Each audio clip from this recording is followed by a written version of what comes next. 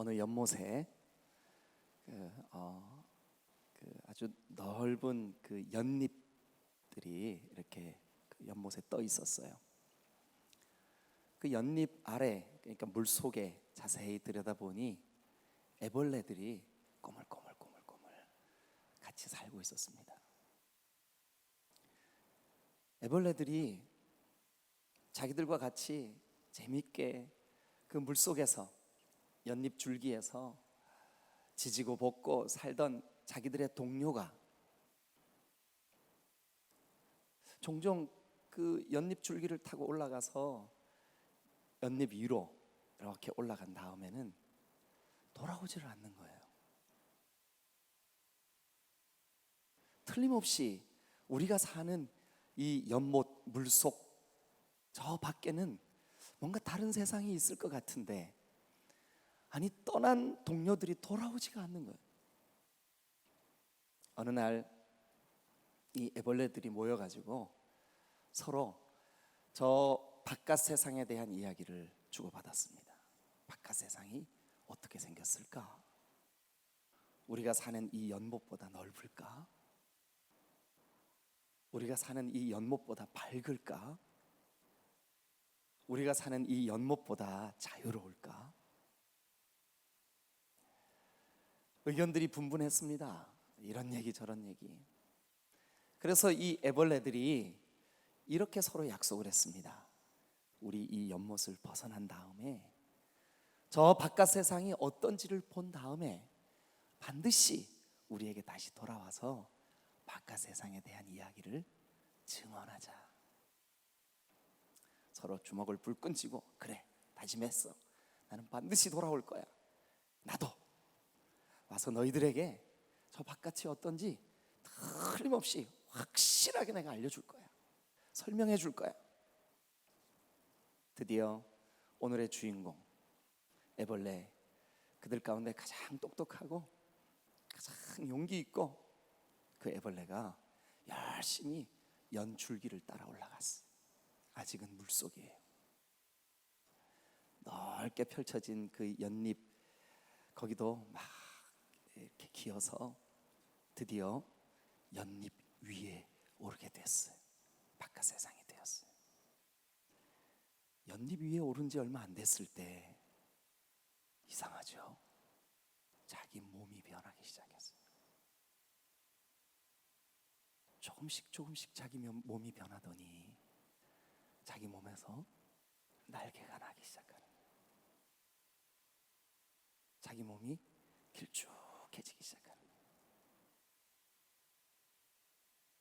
여러 색깔이 찬란한 날개가 힘이 생기고, 이상하죠?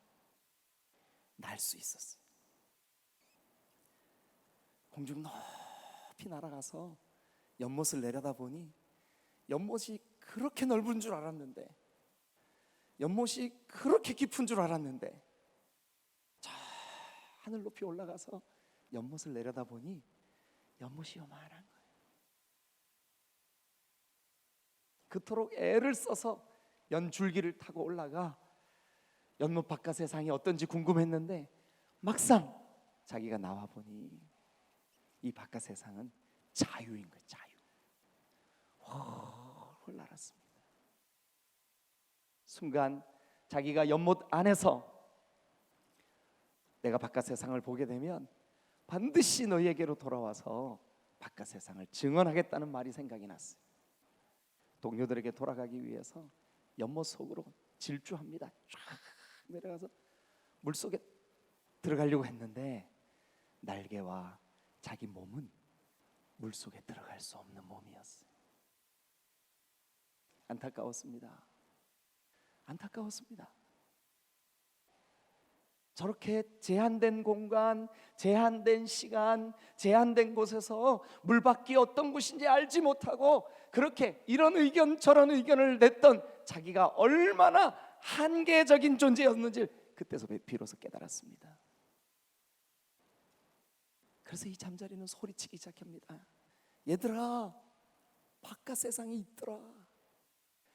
여기에는 찬란한 태양이 빛나고 있고, 여기에는 온갖 꽃들이 피어 있고, 여기에는 내가 날개를 펼치면 자유롭게 날 수 있는 창공이 있고, 여기에는 연못조차도 손바닥보다 작게 여겨지는 드넓은 세상이 존재하더라.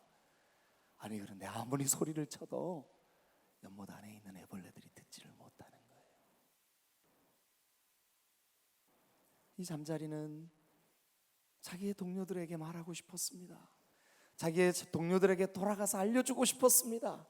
자기의 동료들이 얼마나 어리석고 얼마나 제한되어 있으며 얼마나 갇혀있는 존재들인지를 알려주고 싶었습니다. 그런데 이미 애벌레를 탈바꿈한 잠자리가 된 이상 더 이상 연못 안으로 들어갈 수가 없었습니다. 여러분, 우리는 이 땅에 사는 동안 영적인 세계가 있을까? 죽으면 우리 끝나는 거 아닐까? 에이, 부활이 어디 있어? 여러분, 우리가 함께 본 이 본문은 고린도 교회를 향하여 사도 바울이 보낸 편지입니다. 고린도 교회는 여러분, 예루살렘으로부터 수천리 떨어진 곳에 아가야라고 하는 지역에, 오늘날 우리로 말하면 유럽의 남쪽 끝자락에 있었던 항구 도시였습니다. 저 멀리 예루살렘에서 되어진 예수 그리스도가 죽음을 이기고 부활하셨다는 이 소식에 대하여 여러분, 못 믿는 사람들이 있었어요, 교회 안에. 아니, 안 믿는 사람들이 있었어요, 교회 안에. 아니, 도저히 믿을 수 없는 사람들이 있었어요, 교회 안에. 여러분, 그 도시는 철학의 도시요, 그 도시는 자유분방한 즐거움의 도시요, 그 도시는 음란한, 여러분, 아주 그런 도시였기 때문에 저 예루살렘에서 신앙생활하다 핍박을 피해서 여기까지 온 유대인들, 특별히 예수님이 부활하셨을 때 그 살아나신 예수님과 함께 하나님의 말씀, 하나님의 나라를 나누었던 사람들이 그 공동체 안에, 그 교회 안에 있음에도 불구하고 그들이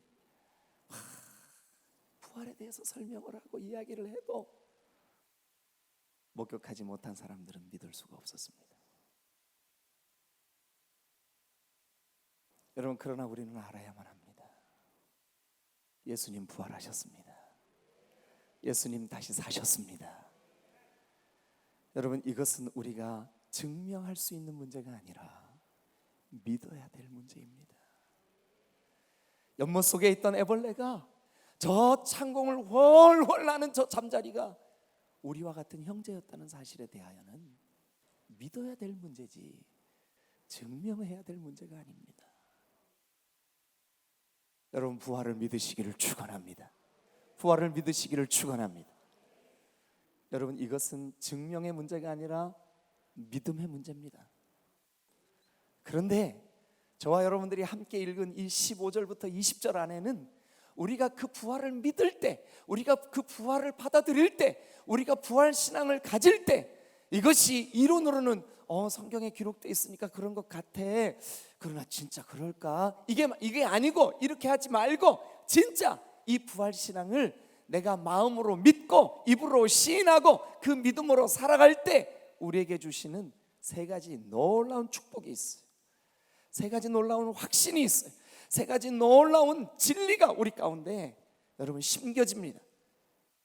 오늘 저는 이 부활의 아침에 우리가 부활 신앙을 가질 때, 우리가 부활 사건을 믿을 때, 예수님 부활하셨음을 우리가 신뢰할 때 하나님이 우리에게 주시는 세 가지 확신, 혹은 세 가지 축복, 세 가지 선물, 이 이야기를 좀 나눠보려고 합니다.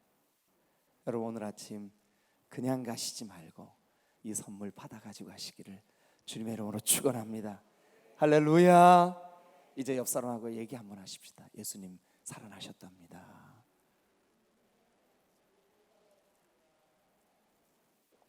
할렐루야. 여러분들에게 예수님의 부활 소식을 알려주시려고 이창정 장로님하고 정경옥 권사님이 여러분들한테 요구르트를 하나씩 오늘 나눠주신대요. 사실이에요 하고 드실 때 예수 부활 이렇게 드시기를 주님의 이름으로 축원합니다. 할렐루야. 아멘. 아멘. 자, 여러분 우리 일단 우리가 6절을 한번 읽고, 오늘 본문은 12절부터 20절입니다. 6절을 읽고 우리가 이 말씀 다시 한번 생각해 보죠. 6절 다 같이 앞에 화면에 되어 있습니다. 큰 소리로 다 같이 읽습니다. 시작. 그 후에 500여 형제에게 일시에 보이셨나니 그 중에 지금까지 대다수는 살아있고 어떤 사람은 잠들었으며. 성경에 한 사람이 어떤 사건을 목격한 것은 증거로 채택을 하지 않습니다. 왜냐하면 얼마든지 착각할 수 있으니까요. 두 사람이 목격을 하면 증거로 채택을 합니다. 그런데 세 사람 이상 본 증거는 여러분 확실한 증거로 확증합니다. 그런데 예수님이 부활하신 그 사건을 도대체 몇 사람이나 목격했을까요? 몇 사람이나 목격했을까요? 자, 여러분 펴놓으신 성경 3절부터 다시 한번 보죠. 3절. 내가 받은 것을 먼저 너희에게 전하였노니 이는 성경대로 그리스도께서 우리 죄를 위하여 죽으시고, 여러분 읽으세요. 시작. 장사 지낸 바 되셨다가 성경대로 다시 살아나사. 그러니까 성경대로 죽으시고 성경대로 살아나셔서 그 살아나신 그 모습을 5절 다 같이 시작. 게바에게 보이시고 또 후에 12 제자에게와. 그러면 일단 게바 누구예요? 베드로예요. 베드로에게 보이셨어요. 부활하신 자신을 베드로에게 보이셨어요. 그 다음에 또 누구에게 보이셨어요? 12 제자에게 보이셨어요. 그 다음에 또 6절 그 후에 500여 형제에게 일시에 보이셨어요. 일시에. 그러니까 500여 형제니까 여자들까지 포함하면, 아이들까지 포함하면 도대체 몇 명에게 일시에 주님 살아나심을 보이셨을까요? 그런데 그들이 다 죽었다면 무슨 증거가 되겠습니까? 그런데 여기 성경에 보니까 6절에 지금 이 고린도전서라고 하는 이 편지를 쓰고 있는 지금, 너희가 받아서 이 글을 읽고 있는 지금, 그들의 태반이, 그들의 대다수가 뭐 한다고요? 누가요? 증인들이 태반이 살아있다. 위증이 가능할까요? 자, 여러분 예수님의 제자가 몇 명이었죠? 12명. 가룟 유다가 예수님을 배반하고 제비 뽑아 다른 한 제자까지 보강했어요. 그래서 다시 12명이 되었어요. 여러분 12명의 공통점이 뭔지 아십니까? 예수님이 십자가에 죽으실 때는 죽음이 두려워 다 도망갔습니다. 다 숨었습니다. 다 고향으로 돌아갔습니다. 다 낙심했습니다. 그런데 이게 웬일이죠? 죽음에서 부활하신 3일째 되는 날부터는 그들이 다 예수님이 죽으신 예루살렘으로 돌아왔습니다. 한 명 정도는 예외가 있었어야 될 텐데, 제비 뽑아 뽑힌 그 사람까지 포함해서 12 제자 중에 한 명도 예외 없이 예루살렘으로 다 돌아왔습니다. 돌아와서 그들은 다 순교자가 됩니다. 어떤 사람은 목이 잘려 죽고, 어떤 사람은 예수님하고 똑같이 십자가에 못 박혀 죽고, 어떤 사람은 돌에 맞아 죽고. 여러분 그렇게 사람들이, 그들이 말하는 그 증거, 예수 다시 사셨다는 그 부활, 더 이상 말하지 마라, 더 이상 말하지 마라, 더 이상 말하지 마라. 여러분 죽음으로 그들을 위협해도 그들은 죽어가면서 다 그 사실을 증언했습니다. 12명 중에 한 명도 예외 없이. 만약에 이것이 사실이 아니었다면 한 명쯤 죽음이 두려워 배반하지 않았을까요? 부인하지 않았을까요? 그런데 이들 중에 단 한 사람도 예외 없이 예수 다시 사셨다고, 예수 부활하셨다고. 그런데 사실은 여러분 그 부활의 증언 때문에 교회가 생겼습니다. 그것이 증언되고 또 증언되고 증언돼서 오늘 2021년 우리 디딤돌교회가 부활절 예배를 드리고 있는 이 시간까지 증거된 줄로 믿습니다. 자, 그러면 예수 부활을 믿는 사람들에게 주어지는 세 가지 놀라운 축복. 첫 번째 14절 한번 보죠. 14절과 15절 볼 텐데요. 14절, 그리스도께서 만일 다시 살아나지 못하셨다면, 그리스도께서 만일 다시 살아나지 못하셨다면, 만일 가정하는 거예요. 만일 그리스도가 살아나지 못했다면 자, 뭐가 헛될까요? 우리가 전파하는 것도 헛것이요. 그러면 이 말은 다른 말로 우리가 전파하는 것이 뭐를 전파하고 있다는 걸까요? 부활을 전파하고 있다는 거예요. 예수 부활 전파하고 있다는 거예요. 오늘 우리 교회도 예수 부활 전해야 될 줄로 믿습니다. 그런데 만약 예수님이 살아나신 일이 없었다면 우리가 전파하는 그 우리의 전파, 우리의 이 증언 헛된 거죠. 헛된 거죠. 그 다음도 볼까요? 또 너희 믿음도 헛것이요. 여러분들이 진짜 예수님을 믿는다면 뭐를 믿어야 될까요? 예수님의 부활 믿어야 될 줄로 믿습니다. 그러니까 그렇게 말하고 있는 거예요. 지금 이거 앞뒤 문맥이 다 부활 얘기하고 있는 거예요.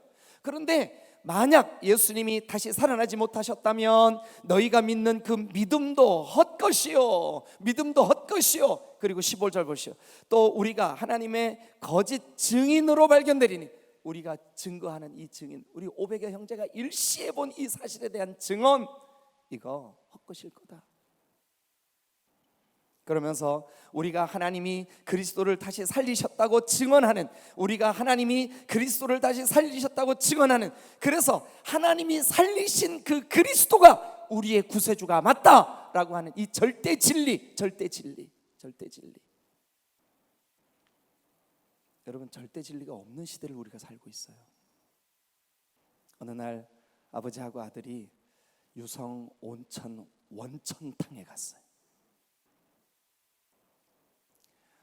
그 원탕이 얼마나 뜨겁습니까? 그죠? 가보셨어요? 그런데 여러분, 유성 온천이 더 좋아요? 수안부 온천이 더 좋아요?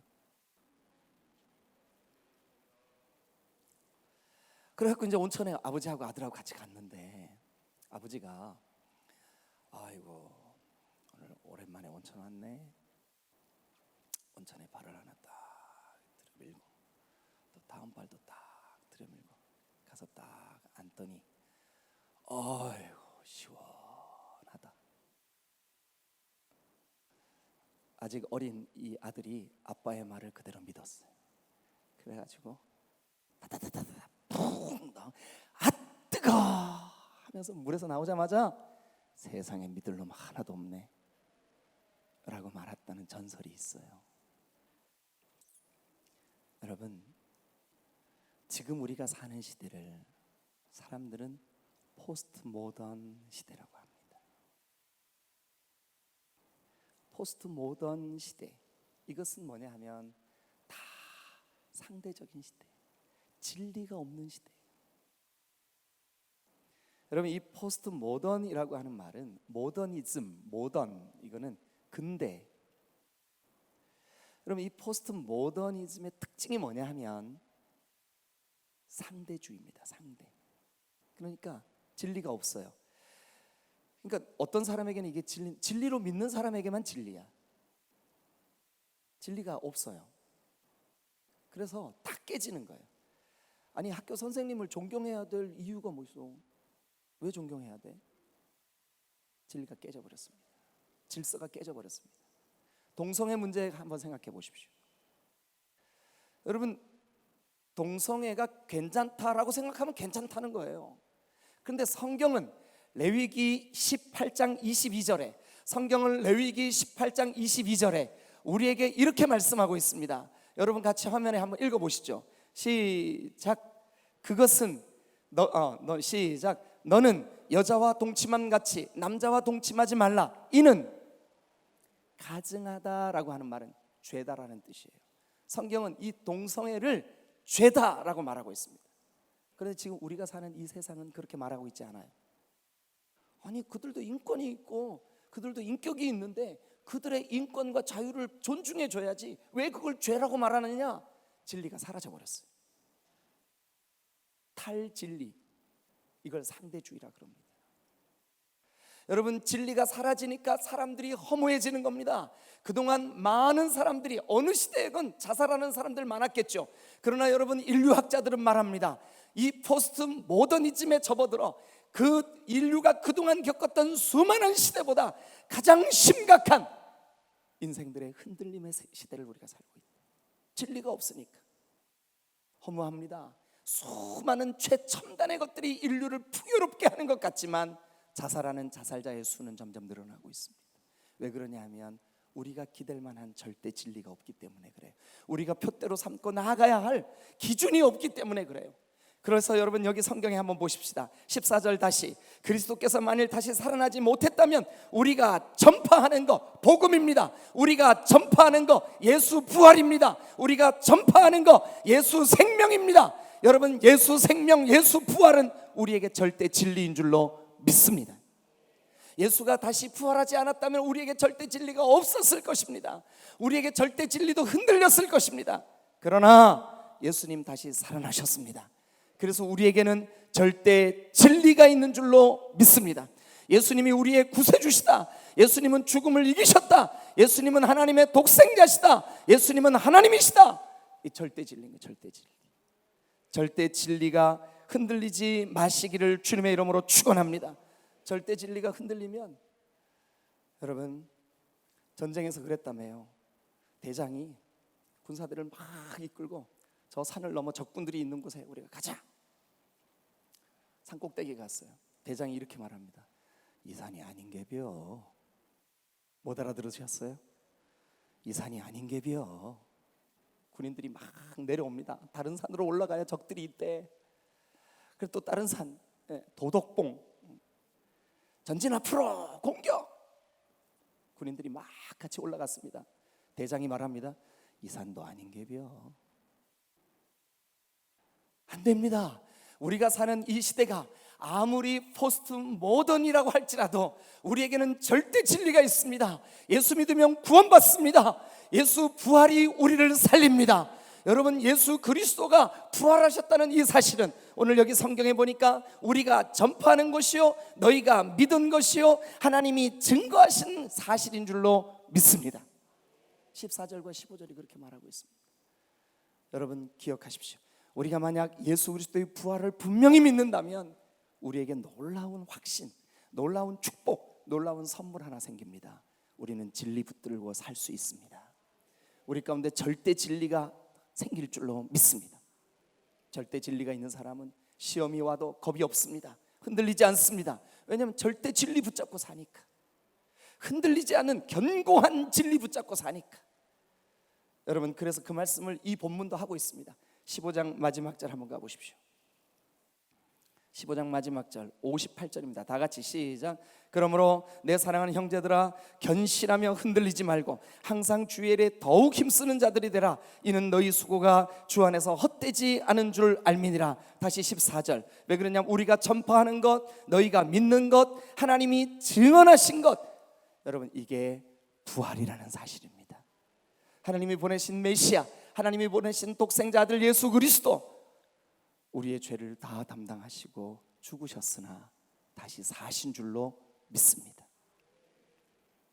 여러분, 우리가 이 부활을 믿으면 절대 진리를 소유하게 됩니다. 흔들리지 않아도 됩니다.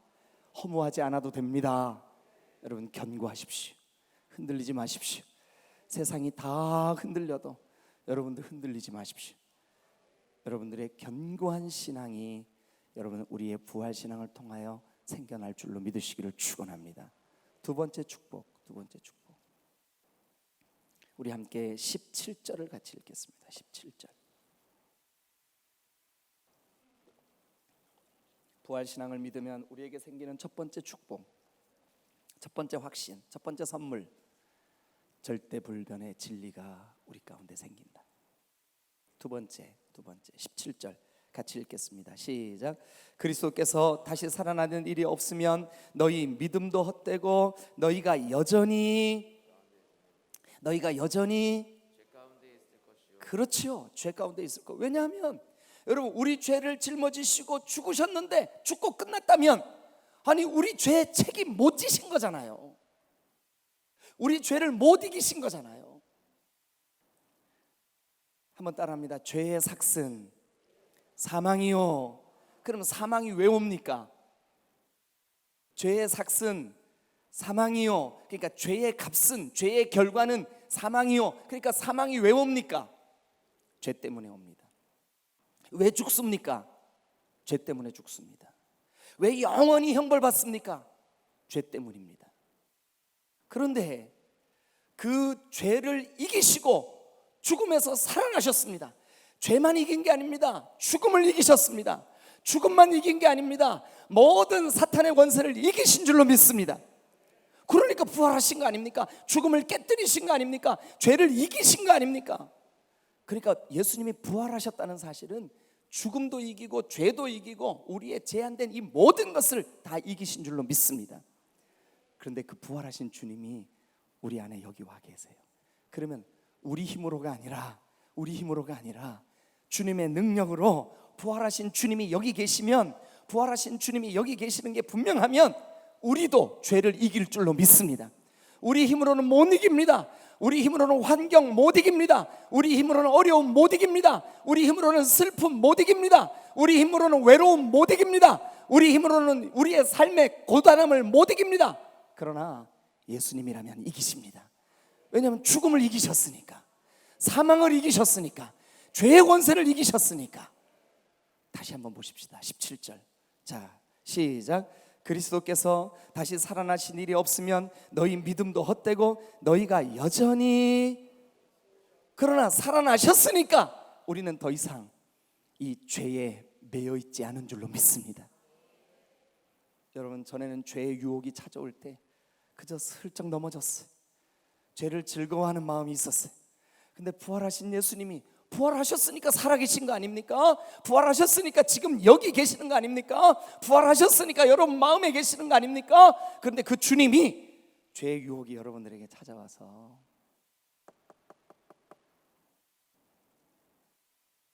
똑똑똑 문 좀 열어주세요. 들어가도 되나요? 죄가 지금 아멘 할 타이밍 아닌데, 사탄이 똑똑똑 문 좀 열어주세요. 들어가도 되나요? 아니요, 안 돼요. 내 안에 예수님, 부활하신 그 주님이 죄를 다 이겼어요. 여러분, 그래서 두 번째 우리에게 주시는 축복이 뭐냐 하면, 이제 더 이상 우리가 죄 가운데 있을 필요가 없다. 믿으시면 아멘. 죄를 이기십시오. 아니, 부활하신 주님이 우리 안에 계시면 죄를 이겨주실 줄로 믿습니다. 사망의 권세를 이겨주실 줄로 믿습니다. 우리와 함께 하시는 주님이 부활하신 줄로 믿습니다. 여러분, 여러분들의 영혼을 병들게 하고 시들시들하게 하고 모든 부정적인 죄의 뿌리를 심고 나사렛 예수 그리스도 이름으로 이기시기를 축원합니다. 여러분, 근거가 뭐예요? 예수님 부활하셨으니까. 그래서 두 번째 우리에게 주시는 확신, 우리는 죄 사함 받았다. 이 확신, 부활하신 주님 때문에 우리는 죄에 더 이상 지지 않는다. 이 확신, 부활하신 주님 때문에 우리에게 절대 진리가 생긴 줄로 믿습니다. 죄 사함의 확신이 생긴 줄로 믿습니다. 마지막 한 가지 더, 19절 20절 같이 읽겠습니다. 시작. 만일 그리스도 안에서 우리가 바라는 것이 다만 이 세상의 삶뿐이면 모든 사람 가운데 우리가 더욱 불쌍한 자이니라. 그러나 이제 그리스도께서 죽은 자 가운데서 다시 살아나서 잠자는 자들의 첫 열매가 되셨느니라. 아멘. 저는 촌놈이라 첫 열매가 뭔지 너무 잘 알아요. 아버지가 어디 가서 포도 요만큼 가지 꺾어다가 그냥 땅바닥에 꾹 꽂아놨어요. 신기하죠. 얘가요, 뿌리가 쭉 내려서 한 몇 년 지나면 열매가 이렇게 맺혀요. 근데 여러분, 첫 열매가 맺히고 나면 그 다음 해에는 반드시 열매가 맺힙니다. 근데 첫 열매가 안 맺히면 절대 그 나무는 첫 열매 다음 해 열매 못 맺습니다. 근데 예수님의 부활이 첫 열매니까 여러분들도 부활할 줄로 믿습니다. 그러니까 여러분, 우리가 부활을 예수님의 부활을 믿으면, 부활 신앙을 여러분 여기 마음속에 깨달으면, 믿으면, 여러분 놀랍게도 부활 영생의 소망이 생기는 줄로 믿습니다. 아, 나도 부활해. 여기 보니까 19절 20절에 만일 그리스도 안에서 우리가 바라는 것이 다만 이 세상 삶뿐이면 우리가 얼마나 불쌍한 자냐. 그러나 이 세상이 끝이 아니다. 부활하신 주님처럼 너도 부활한다. 옆 사람에게 얘기해 주세요. 집사님도 부활하신대요.